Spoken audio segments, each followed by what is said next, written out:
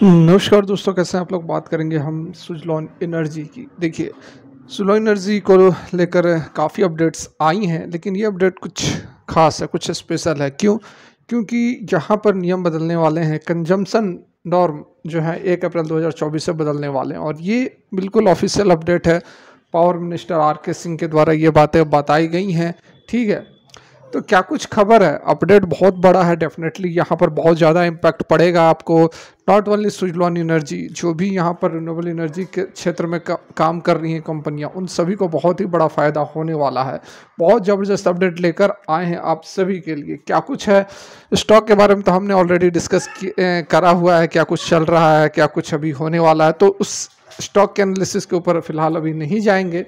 अभी हम सीधे जो है खबर जो निकल कर आ रही है उस पर बात करेंगे। ठीक है, तो यहाँ पर आप देख सकते हैं, India is set to enforce new norms for distribution license regarding the consumption of renewable energy starting from 1 अप्रैल 2024।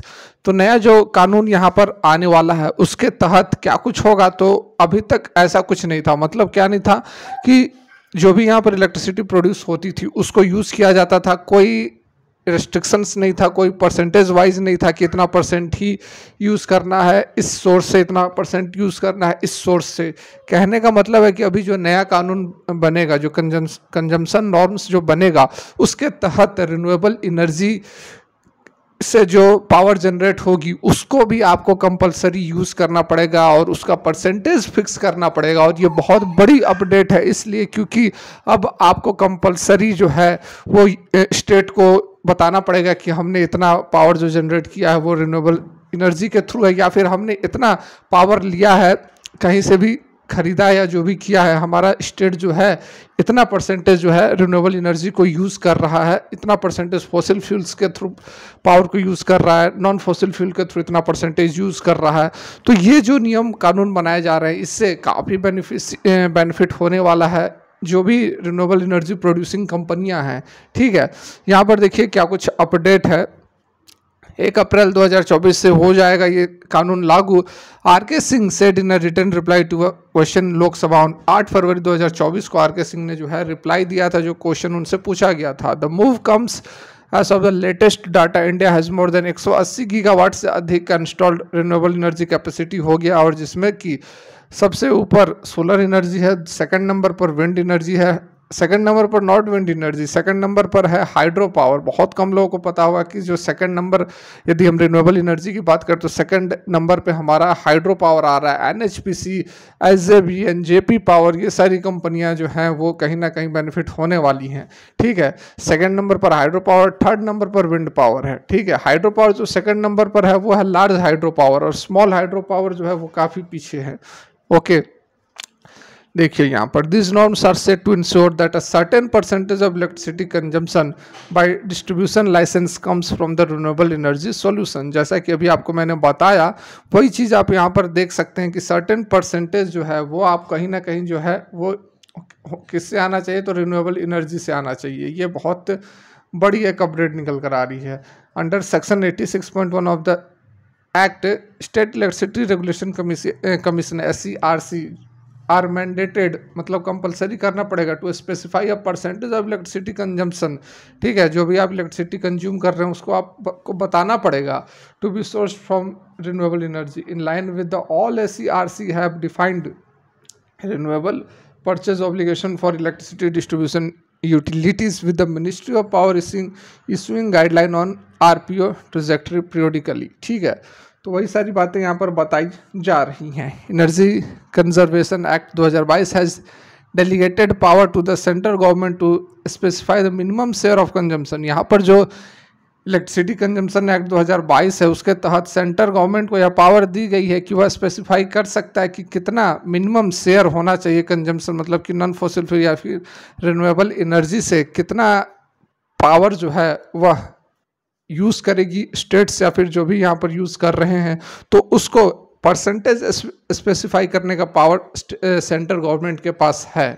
ठीक है, the ministry notification dated 20 October 2023 outline the minimum share of the renewable energy consumption by electricity distribution licence as per percentage of the, मतलब कि आपको बताना होगा। और यहाँ पर क्या कुछ परसेंटेज है वह भी बताया गया है। At present around around around अभी क्लियर हो जाएगा।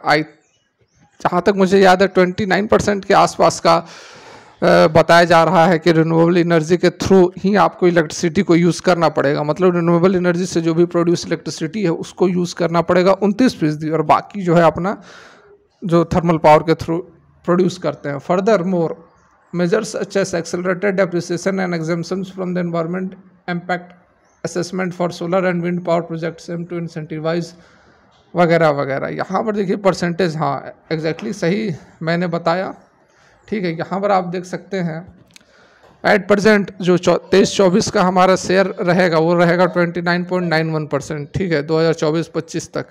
उसके बाद 43.33% हो जाएगा 2029 से 30 तक। This gradual increase indicates a phased approach towards transition to a higher reliance on the renewable energy sources, ठीक है। तो बहुत अच्छी यहाँ पर अपडेट निकल कर आ रही है कि अब जो है नियम कानून के तहत सारा काम किया जाएगा। अब आपको कंपलसरी यूज़ करना ही पड़ेगा रिन्यूएबल एनर्जी को, आप ना भी चाहो तब भी। स्टेट को ऐसा डायरेक्शंस दिए जाएंगे तो स्टेट उसी तरह से इशू भी करेगी। यहाँ data stated significant variations in renewable energy capacity across state वगैरह को बताया जा रहा है, जैसे कि गुजरात, राजस्थान, महाराष्ट्र, कर्नाटका, तमिलनाडु ये जो है एक लीडर बन के निकले हैं। किसके अंदर? तो सोलर और सबसे पहले विंड है इन स्टेट्स में। ये जो स्टेट्स है विंड एनर्जी के अंदर सबसे अच्छा काम कर रही हैं, उसके बाद सोलर, उसके बाद हाइड्रो पावर प्रोजेक्ट्स है।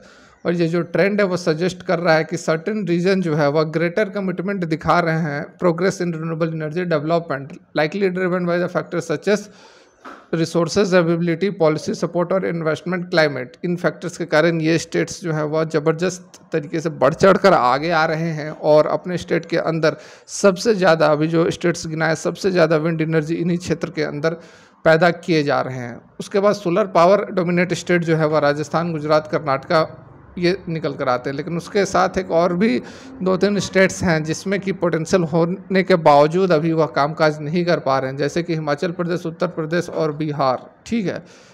ये ऐसे स्टेट्स हैं जिनमें पोटेंशियल तो है लेकिन कामकाज उस तरह से नहीं हो पा रहा है। तो सारा अपडेट यहाँ पर यही निकल कर आ रहा है और एक अच्छी अपडेट थी जिसको कि मैं सोचा आप लोग साथ शेयर कर दूँ। अच्छी लगी हो लाइक करें, नहीं अच्छी लगी हो डिसलाइक करें। Thanks for watching, have a great day.